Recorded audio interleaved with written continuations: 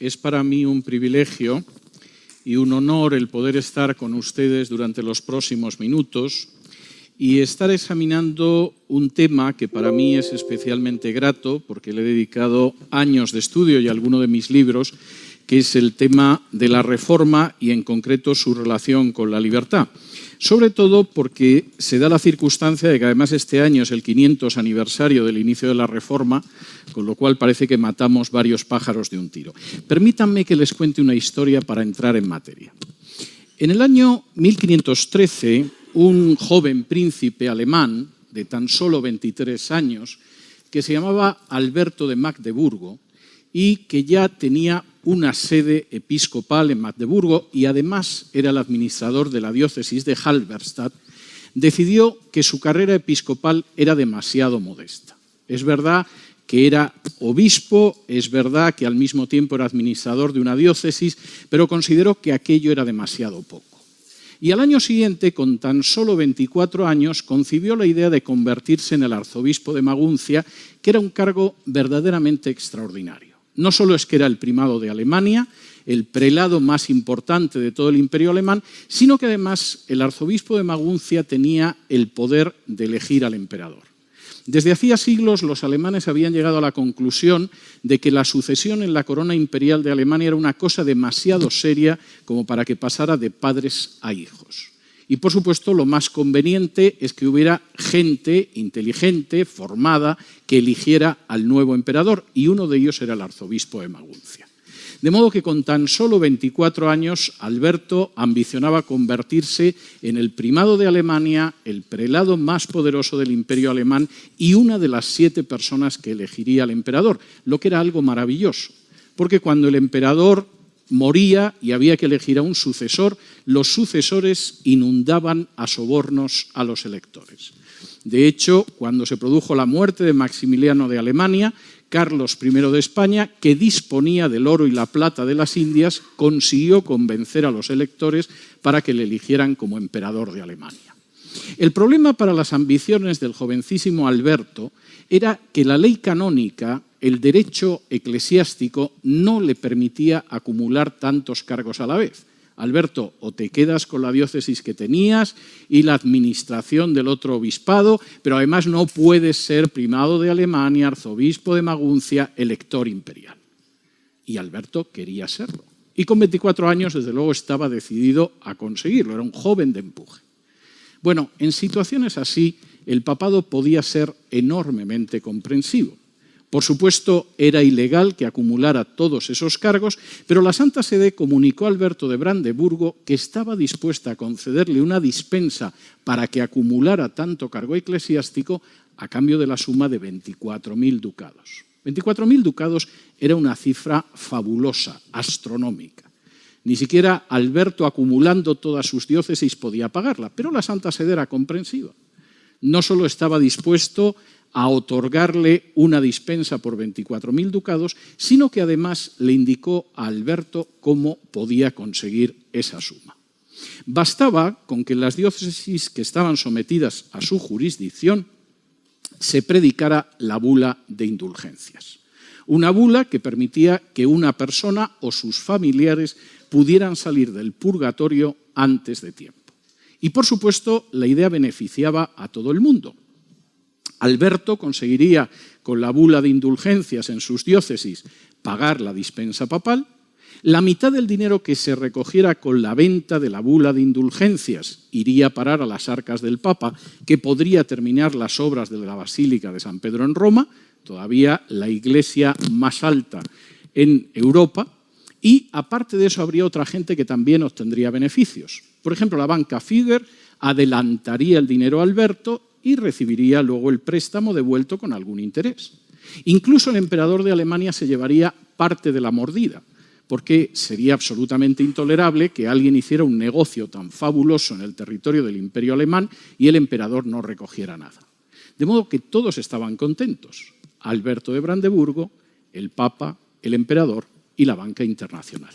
Incluso había quien podía decir que aquello beneficiaba al pueblo, porque la venta de indulgencias permitía no solo que el pobre Hansel saliera del purgatorio antes, sino también que su tía Gertrudis abandonara las llamas del purgatorio con antelación.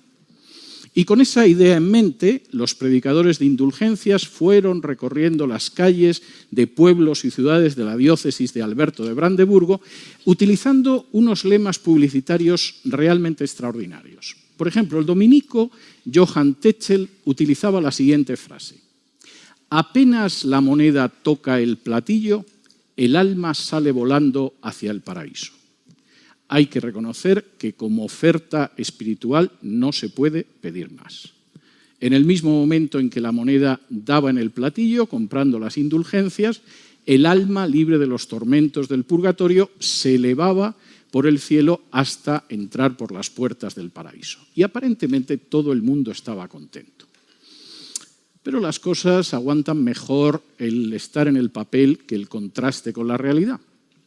Y de pronto, un monje agustino, que era profesor de Sagrada Escritura en la Universidad de Wittenberg, empezó a recibir la visita de penitentes que no estaban tan contentos con aquella historia. Algunos le confesaban directamente que, por supuesto, sacarían al tío Hans del purgatorio, pero si pagaban la bula de indulgencias, no iba a haber zapatos para sus hijos ese invierno. Algunos comentaban directamente que estarían encantados de sacar a su madre del purgatorio, pero entonces era obvio que en casa iban a pasar bastante hambre durante el tiempo que quedaba. De manera que Fray Martín, que era como se llamaba aquel sacerdote, empezó a sentirse inquieto. Primero porque tenía la sensación de que aquello colocaba una presión económica sobre la gente que era discutible, y segundo, porque todo aquello le despedía un aroma a comercio de cosas sagradas. Sí, es verdad que a la gente le ofrecían la oportunidad de pagar para salir del purgatorio, pero si realmente el Papa tenía el poder para sacar a la gente del purgatorio, ¿por qué no los sacaba simplemente por amor en vez de cobrándoles una tarifa por ello? Y Fray Martín, que era profesor en la Universidad de Wittenberg, decidió escribir 95 tesis sobre las indulgencias. Las clavó en la puerta de la iglesia de Wittenberg no como un desafío, sino porque la puerta de la iglesia de la Universidad de Wittenberg era el tablón de anuncios de la universidad, y lo que él quería era efectivamente establecer un debate académico para ver si la compraventa de indulgencias era lícita o era un disparate de carácter espiritual. El gran problema es que cuando Martín hizo esto no se imaginaba lo que iba a venir a continuación. No hubo una disputa académica, por supuesto nadie se sentó razonablemente a intercambiar puntos de vista, sino que inmediatamente a Fray Martín lo amenazaron con la excomunión, porque además Fray Martín no solamente ponía en cuestión el funcionamiento de la venta de indulgencias, es que además sostenía posiciones absolutamente inaceptables. Por ejemplo, sostenía que el Espíritu Santo no se complacía cuando se ejecutaba a herejes.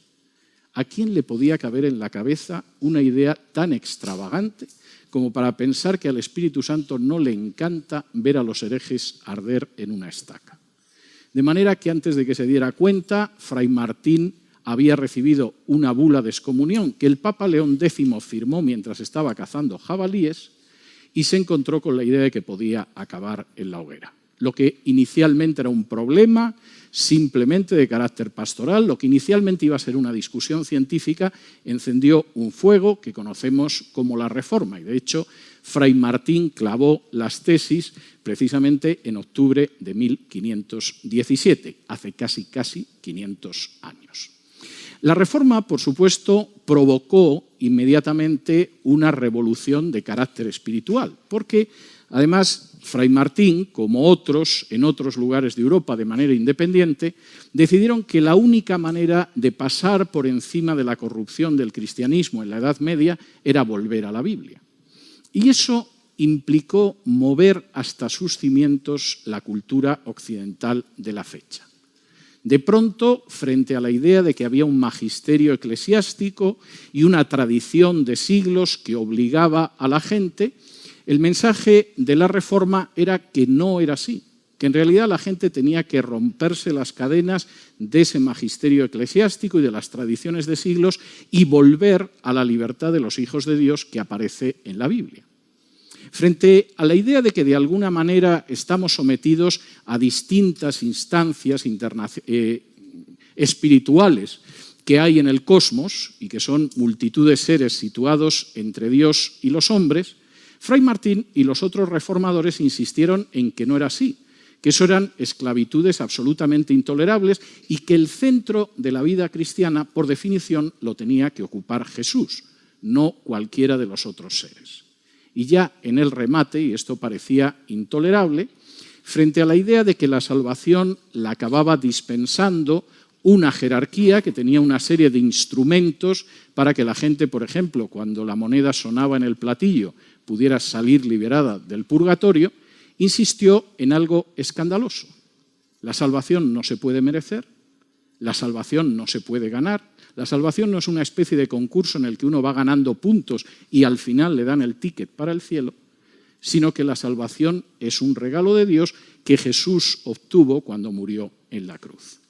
El mensaje inicial de la Reforma era, por supuesto, un mensaje de libertad, pero de libertad espiritual. Pretendía sacudirse las cadenas de la Edad Media, regresar a lo que había sido la predicación del cristianismo primitivo en el siglo I. Pero la Reforma no solamente tuvo un impacto espiritual, aunque ese fuera muy fuerte. La Reforma empezó a tener un impacto de enorme libertad en la sociedad en la que se movía, en cualquiera de las sociedades en las que se movía, porque empezó a recuperar una serie de valores que existían en la Biblia y que habían sido de alguna manera orillados, al menos desde el siglo IV, cuando el cristianismo pasó de ser una religión perseguida a ser la religión del imperio. Permítanme que en los próximos minutos les aborde algunos de esos temas en los que de pronto se produjo una libertad enorme de carácter individual y colectivo que vino de la mano de la Reforma. El primer aspecto fue la libertad de la ignorancia, y es algo tremendamente importante, y tengo que decir que es algo de lo que lamentablemente algunos de nuestros países no se han conseguido liberar a día de hoy. Fíjense en algunas cuestiones porque son enormemente interesantes a la hora de hablar de esa libertad de la ignorancia.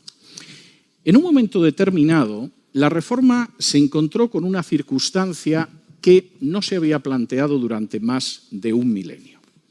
Una persona en el seno de la Iglesia Católica puede ser perfectamente analfabeta, puede no saber leer y escribir y, por supuesto, se va a salvar y puede llegar a santo. No es que se recomiende ser analfabeto para ser católico, pero hay casos en los que efectivamente una persona ha subido a los altares, es objeto de culto y no necesita siquiera saber leer y escribir. Es el caso de Fray Escoba, de Fray Martín de Porres, que es un santo peruano, que lo único que hizo fue empujar una escoba, parece ser que de manera muy santa, por los pasillos y las habitaciones del convento. La Reforma, sin embargo, partía de una visión totalmente distinta. Es obligatorio saber leer y escribir, por una sencilla razón, porque su visión espiritual implicaba volverse a la Biblia todos los días. ¿Y cómo puedes leer la Biblia si no sabes leer y escribir? Esto tuvo unas consecuencias inmediatas. Por ejemplo, en 1536, fíjense en la fecha, 1536, se abrió la primera escuela pública, obligatoria y gratuita de la historia del género humano. La primera escuela obligatoria, pública y gratuita de la historia de la humanidad. Fue en la protestante Ginebra. ¿Por qué? Porque si uno no sabe leer y escribir, ¿cómo va a meditar, a estudiar y a leer la Biblia todos los días? No fue una excepción. En 1547, en la protestante Escocia, en la confesión de fe escocesa volvió a repetirse ese fenómeno. Si ustedes fueran, por ejemplo, al texto de la confesión de fe escocesa, van a ver que aborda una serie de cuestiones de carácter espiritual. Habla de Dios, habla de los sacramentos, habla de la salvación, habla del juicio final, pero curiosamente incluye el mandato de que en todas las poblaciones rurales se abra una escuela pública, gratuita y obligatoria para los niños. Y además aparece otro mandato más. En las ciudades tiene que abrirse una universidad. A diferencia de las universidades católicas, no son universidades centradas especialmente en la teología, no son universidades centradas en las élites o en el clero, sino universidades que se abren sobre todo al talento y a personas de toda clase social. De manera bastante notable, y esa liberación de la ignorancia fue obvia, las grandes universidades de hoy en día, piensen ustedes en Harvard, en Yale o en Princeton, fueron todas fundadas por gente inspirada por la Reforma. En el caso de esas tres universidades, por puritanos. La liberación, la libertad de la ignorancia era absolutamente esencial. Y por supuesto, en el siglo XVIII, el gran pedagogo que fue Pestalozzi era otro reformado y por supuesto podríamos seguir aumentando los ejemplos. Fíjense en lo que esto significa en términos de nuestro desarrollo histórico, porque es algo realmente muy importante. Cuando a mediados del siglo XVII los puritanos que habían abandonado Inglaterra llegaron a las costas de lo que ahora es Estados Unidos en busca de libertad de conciencia, en un barco que se llamaba el Mayflower, en ese barco, y esto es tremendamente importante, la tasa de alfabetización de los varones era de un 80%. La tasa de alfabetización de las mujeres llegaba a cerca de un 70%. La tasa de alfabetización de Guatemala, cuando accedió a la emancipación, no llegaba al 10% de la población.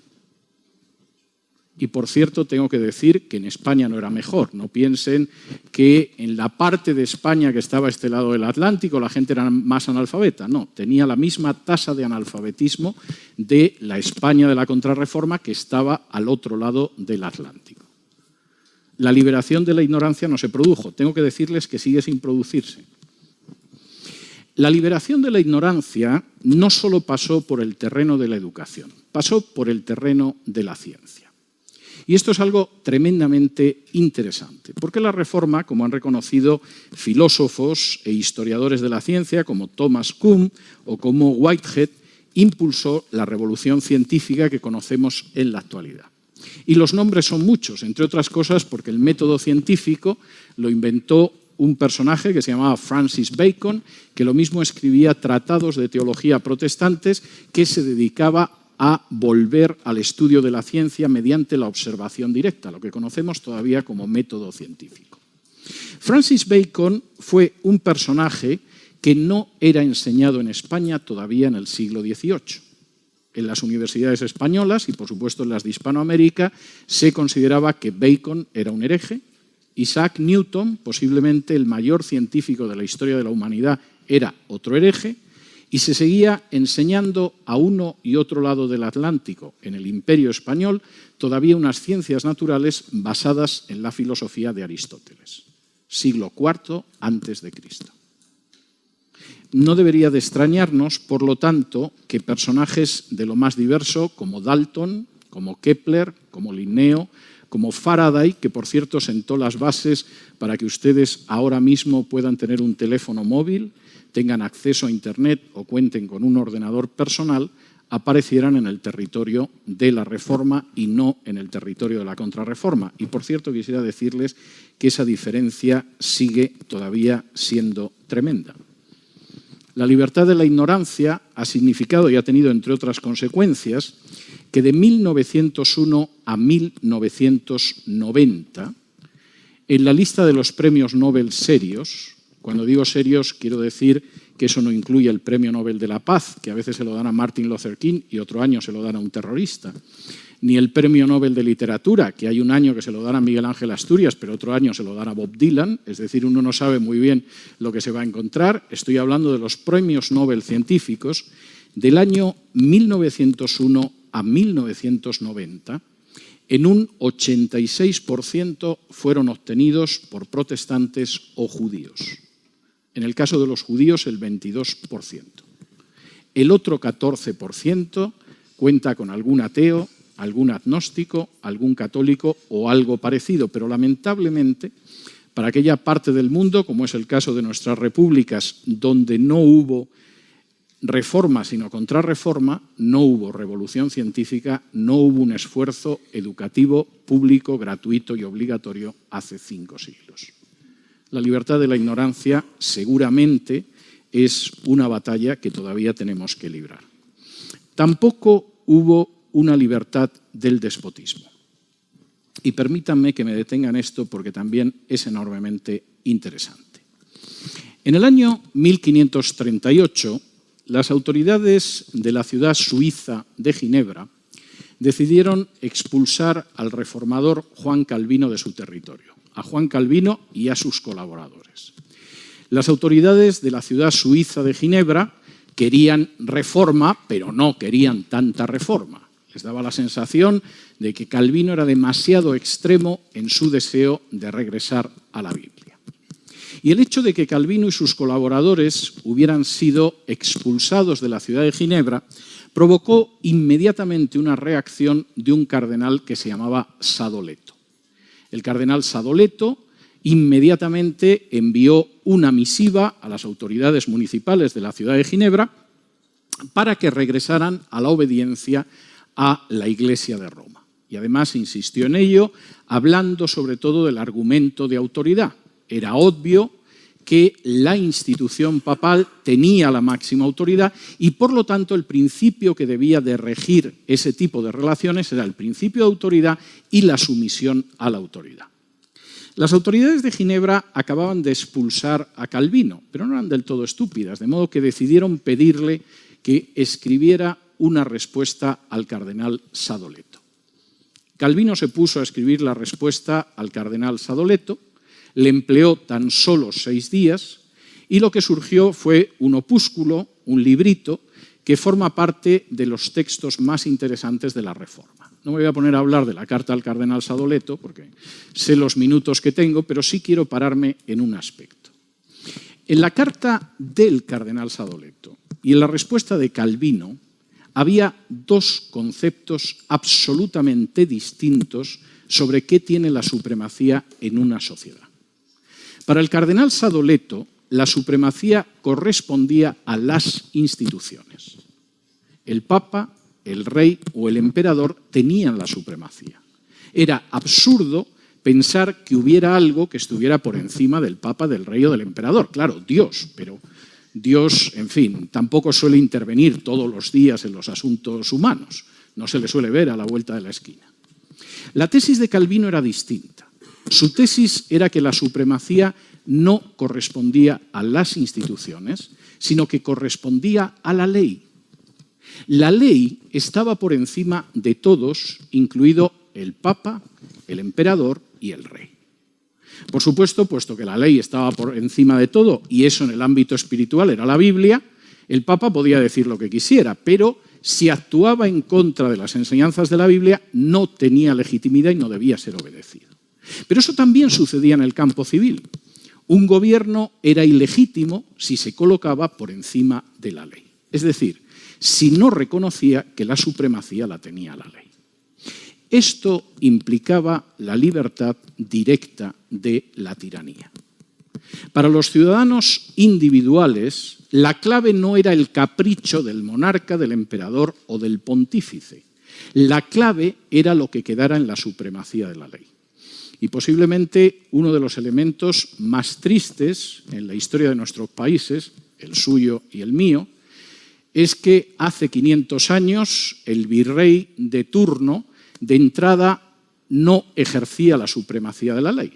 Cuando de pronto el rey de España, inquieto por lo que le decían algunos frailes, decidía suavizar algo la suerte de los indígenas en esta parte del mundo, no demasiado, pero algo, y llegaba al Nuevo Mundo las leyes nuevas para que, en fin, tampoco se exprimiera en exceso a los indígenas, el virrey tomaba la carta del rey, la colocaba sobre su cabeza y decía: se acata, pero no se cumple. Reconocemos que el rey tiene autoridad, no se nos ocurriría negar la autoridad del rey, pero evidentemente aquí quien decide las cosas no son las leyes, sino que son las instituciones. Y eso es algo que ha continuado trágicamente a lo largo de nuestra historia. El principio de supremacía de la ley es totalmente ajeno a la cultura en la que nosotros hemos crecido y, por lo tanto, la libertad frente a la tiranía es algo, en la mayoría de los casos, absolutamente ilusorio. No solamente la Reforma impulsó esa libertad frente a la tiranía con el principio de supremacía de la ley, lo impulsó también con el principio de división de poderes. Ahora, fíjense en esto porque es enormemente interesante. Nosotros no hemos vivido históricamente, más allá de algún planteamiento teórico, la idea de la separación de poderes. Si se molestan ustedes en leer los textos de declaración de independencia de las repúblicas hispanoamericanas, incluso en el caso de Del Valle, que es un canto al optimismo humano, a la luz, a la esperanza, etcétera, etcétera, tanto en las constituciones españolas como en las constituciones hispanoamericanas hay una visión enormemente optimista del ser humano. Se supone que en el momento en el que alcancemos cierto grado de libertad, todo irá sobre ruedas y no nos espera nada más que una felicidad perpetua. No hace falta que les diga que estas declaraciones las escribiera quien las escribiera, no se han correspondido jamás con la realidad. Y de hecho nuestras historias están repletas de guerras civiles, golpes de Estado, dictaduras militares, en algunos casos también dictaduras de izquierdas, pero desde luego sin principio de legalidad y sin división de poderes. ¿Por qué sucede lo distinto en la Europa y después en la América, que no fue de la contrarreforma, sino de la reforma? Porque su visión del ser humano era, si ustedes me lo permiten, bíblicamente pesimista o pesimistamente bíblica. No se hacían ilusiones con el carácter real del ser humano. No pensaban que el ser humano, individual o colectivamente, tendiera hacia el bien. Por el contrario, estaban convencidos de que el ser humano tiene una tendencia hacia el mal, tanto individual como colectiva. Por lo tanto, si el ser humano acababa recogiendo todo el poder en unas manos, eso acabaría en tiranía. Podía hablar de la ilustración, de la luz, del futuro luminoso, pero acabaría en una tiranía. Y por lo tanto, el poder tenía que dividirse y controlarse entre sí para evitar que el régimen acabara degenerando en una tiranía. Permítanme darles un ejemplo para que puedan entender esto de manera más cabal. Hace un año y pico estuve repasando la correspondencia de los padres fundadores de Estados Unidos. Las cartas de Adams a Washington, de Jefferson a Hamilton, etcétera, etcétera. En esa correspondencia aparece continuamente referencias, es lógico, en una nación de raíces reformadas, aparecen continuamente referencias a la Biblia. Pero curiosamente uno de los textos que más aparece de la Biblia es un texto del profeta Jeremías en el que se dice que el corazón humano es engañoso, es decir, tiende a engañar a los demás y a engañarse a sí mismo. Y puesto que el corazón humano es engañoso, tendemos a engañarnos y si podemos a engañar a los demás, evidentemente la única manera de preservar la libertad era limitar el poder, separar los poderes y que esos poderes se controlaran entre sí para evitar que degenerara en una tiranía. Y es una preocupación continua de los padres fundadores de los Estados Unidos de América. Si el poder se concentra, estamos perdidos, acabaremos en una tiranía. El poder tiene que ser limitado bajo la supremacía de la ley y vigilándose. O por expresar el lema clásico del constitucionalismo norteamericano, tiene que ser un sistema de checks and balance, de frenos y contrapesos, en el cual los tres poderes del Estado se frenan y se contrapesan o acabaremos en tiranía. Ahora, por supuesto, la historia constitucional de Estados Unidos tiene sus luces y sus sombras, pero reconozcamos que, a diferencia de nosotros, en más de 2 siglos de historia constitucional, nunca tuvieron una dictadura fascista, nunca tuvieron una dictadura militar, nunca tuvieron una dictadura de izquierdas, nunca tuvieron algo que se pareciera a una dictadura ni tampoco un golpe de Estado. incluso puestos a hablar de guerras civiles, están en la cola de las guerras civiles de cualquier país de América, con la excepción del Canadá, nos guste o no nos guste. La reforma implicó la libertad de la tiranía, no solo la libertad de la ignorancia, sino la libertad de la tiranía, y lo fue por el hecho de que estableció la supremacía de la ley, que nunca hemos conocido en nuestras historias, no por mucho tiempo, y estableció, además, la separación de poderes. No fueron las únicas ventajas de esa situación de la reforma. La reforma, además, estableció la libertad de la pobreza. Y permítanme que establezca esto porque me parece enormemente importante. Y estableció la libertad de la pobreza, que es una de las grandes lacras del género humano, fundamentalmente por su visión del trabajo y de la economía. ¿Cuál era la visión del trabajo y de la economía que existía en la parte del mundo controlada por el gobierno español y que efectivamente incluía lo que luego sería la República de Guatemala? Era la visión de la Contrarreforma. ¿Cómo veía la Contrarreforma el trabajo? La Contrarreforma consideraba que el trabajo era un castigo de Dios y además desde el siglo IV arrastraba una visión del trabajo que consideraba que el trabajo manual era indigno. De hecho, hasta finales del siglo XVIII, después de que Estados Unidos ya fuera una nación independiente, el rey de España, Carlos III, no decretó una real pragmática en la que suprimía legalmente la deshonra del trabajo. Nuestras culturas han partido de la base de que el trabajo, sobre todo cierto tipo de trabajo, es algo deshonroso, mientras que, por el contrario, el trabajo seguramente, si no es un castigo de Dios, se asemeja lo suficiente como para que intentemos huir de él. La visión de la reforma fue distinta, porque partió de la Biblia, y al ir a la Biblia y al libro de Génesis se encontró con que antes de la caída Dios había colocado a Adán en el huerto del Edén para que lo cultivara y lo guardara. Es decir, el trabajo no era una consecuencia de la caída, el trabajo era la finalidad del ser humano antes de que se alteraran sus relaciones con Dios. Y eso provocó lo que algunos llaman el concepto protestante del trabajo, llámenlo como quieran, pero tuvo una influencia enorme, porque implicó una enorme dignificación del trabajo de todo tipo. Por ejemplo, es curioso que Fray Martín Lutero, escribiendo sobre las amas de casa, dijera de manera rotunda que su trabajo, aunque algunos lo consideraban insignificante, era más santo que las tesis de todos los monjes y monjas del mundo. Las pobres amas de casa están malditas en la sociedad en la que vivan, tengo que decirlo. Si la sociedad tiene una impronta machista, son las que realizan un trabajo indigno que nadie quiere. Si de pronto la sociedad tiene una impronta feminista, el ama de casa es la tonta que todavía no ha accedido a la posición digna de mujer emancipada. Sea como sea, las bofetadas le llueven. Es curioso porque la Reforma insistió en la dignidad de ese trabajo. O insistió, por ejemplo, en que el trabajo manual era un trabajo tan digno como los trabajos físicos, incluidos los espirituales. William Tyndale, que pagó el atrevimiento de traducir el Nuevo Testamento del griego al inglés, escribía que no existía la menor diferencia entre la mujer que lavaba platos, el hombre que sembraba el campo, el magistrado que impartía justicia o el predicador que estaba en el púlpito. Tengo que decir que comparto su punto de vista. Todos los trabajos son dignos, son importantes y lamentablemente esa no ha sido la visión de nuestras sociedades y eso ha influido mucho en la pobreza. Pero es que en segundo lugar, y esto forma parte también de la libertad frente a la pobreza, la Reforma recuperó la importancia de la economía.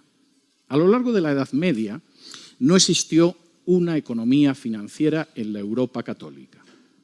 El préstamo con interés era un pecado, hay quien dice que incluso el desarrollo de la confesión auricular era para saber quién prestaba con interés y que se le pudiera castigar, y de hecho la forma financiera de la economía quedó en manos de los judíos, que a fin de cuentas no formaban parte de la Iglesia Católica. La Reforma recuperó la cultura financiera y construyó la cultura financiera de la que todavía nos aprovechamos. Tengo que decir que con pésimas consecuencias para España. porque España, que era el imperio más rico de la época, carecía de la cultura financiera que tenían, sin embargo, pequeñas naciones como Inglaterra y Holanda, que acabaron imponiéndose porque ellos sí sabían cómo funcionaba la economía. España solo conocía una economía extractiva que desgraciadamente siguió en Hispanoamérica prácticamente hasta el día de hoy. A la libertad de la ignorancia, a la libertad de la tiranía, a la libertad de la pobreza, la Reforma sumó una última libertad a la que me voy a referir ahora, y es la libertad de los pecados veniales. Permítanme que me detenga en esto porque seguramente a alguno esto le sonará bastante curioso. Ustedes saben, por lo menos la gente que haya leído el catecismo o que haya ido a catequesis o cualquiera de estas cosas, que la Iglesia Católica diferencia entre pecados veniales y pecados mortales. Los pecados mortales ocasionan la condena eterna en el infierno si uno muere en pecado mortal. Los pecados veniales ocasionan un paso por el purgatorio más o menos prolongado. Y de hecho, eso explica que determinadas prácticas borren los pecados veniales. Por ejemplo, al menos en teoría, si uno entra en la iglesia y se santigua con agua bendita, se le van los pecados veniales. Y como decía un profesor mío del Opus cuando yo era un estudiante como ustedes, yo siempre que entro en una parroquia me santiguo con agua bendita porque sé que se van los pecados veniales y a lo mejor se llevan algún mortal de paso. De modo que en este sentido eso es algo que forma parte de nuestra cultura. El problema es que entre esos pecados veniales están el hurto y está la mentira. En más de 30 años que he dedicado, aparte de otras cosas, a estudiar la historia de Hispanoamérica, no he conseguido hallar un solo político cuya carrera acabara por mentir. Sigo teniendo la esperanza de que un día, cuando esté expresando esto en público, de pronto alguien levante la mano y me diga, está usted equivocado. En el año 1872 hubo un brasileño que se llamaba Du Álvares da Costa, no sé cuántos, y ese efectivamente mentía y le costó su carrera política. No hay un solo caso. Nuestra cultura es una cultura que considera la mentira un pecado venial. Por supuesto, nos molesta cuando nos mienten, es cierto, pero consideramos que la mentira es un pecadillo sin importancia. Es impensable que una carrera política se acabe por mentir. Es más, sabemos que determinados políticos nos mienten y aún así seguimos votándolos. Pero sucede lo mismo en el caso del hurto. No quiero que pasen un mal rato pensando en su país, les voy a hablar del mío. En España a la gente le entusiasma hurtar. Si va a los hoteles, se llevan las toallas o se llevan los albornoces, las batas de baño. Si alguien trabaja en un hospital, desde luego tiene asegurado el suministro de algodón, de alcohol, de jeringuillas o de curitas para su casa. Si alguien trabaja en una oficina, es muy posible que se lleve el papel u objetos de escritorio. No consideran que el hurto sea importante. Son pequeñas cosas, casi como un complemento del salario que reciben. Claro, si a ellos les roban, les sienta muy mal, pero a fin de cuentas robo solo es cuando alguien roba un peso por encima de lo que nosotros robamos. Esa cultura, que forma parte de una cosmovisión de pecados veniales, por supuesto se dispara cuando uno no se puede llevar un frasco de alcohol o un paquete de algodón de un hospital o una toalla de un hotel, sino que uno tiene acceso a un presupuesto. Y cuando uno tiene acceso a un presupuesto, no es una botella de alcohol, puede ser el seguro social del país. O como decía un humorista español al que yo tuve oportunidad de entrevistar, un personaje muy gracioso y muy ingenioso. En uno de sus sketches humorísticos, al final, el personaje se dirigía a Dios en una oración y le decía, Señor, no me des, pero ponme donde haya. Hay toda una filosofía de la corrupción en esto. Y lamentablemente, la reforma significó la libertad frente a la corrupción y eso no se dio en el terreno de la contrarreforma. El hecho de que una ministra, como en Suecia hace 5 años, dimitiera porque había pagado un pañuelo con el presupuesto de su ministerio. O que un ministro en Alemania dimitiera hace 4, porque se había descubierto que una parte de su tesis doctoral estaba plagiada, es impensable en nuestro ámbito cultural. Y posiblemente lo más interesante a 500 años del inicio de la Reforma no es solo el examinar determinados hechos históricos, es fundamentalmente darnos cuenta de aquellos aspectos de libertad, entre otros enormes beneficios, que nuestras naciones han perdido históricamente. Darnos cuenta de que efectivamente la libertad de la ignorancia sigue siendo una batalla que tenemos que seguir librando. Darnos cuenta de que la libertad de la tiranía y del despotismo político continúa siendo una batalla más que presente a día de hoy. Es más, los riesgos para la libertad en ciertas naciones, como las repúblicas de Hispanoamérica, son enormes porque nuestras democracias son inmensamente frágiles, mucho más de lo que nos gustaría. Implica también darnos cuenta de que hay una libertad de la corrupción que es posible y a partir de aquí aprovechar ese 500 aniversario de la Reforma no como una fecha más, como el 500 aniversario del descubrimiento de América, el 200 aniversario de la Constitución americana, el centenario de la Revolución rusa, sino como un intento de examinar la historia de nuestros países, descubrir el origen de sus males, diagnosticarlos correctamente y aplicarles una cura de libertad. Muchas gracias por todo.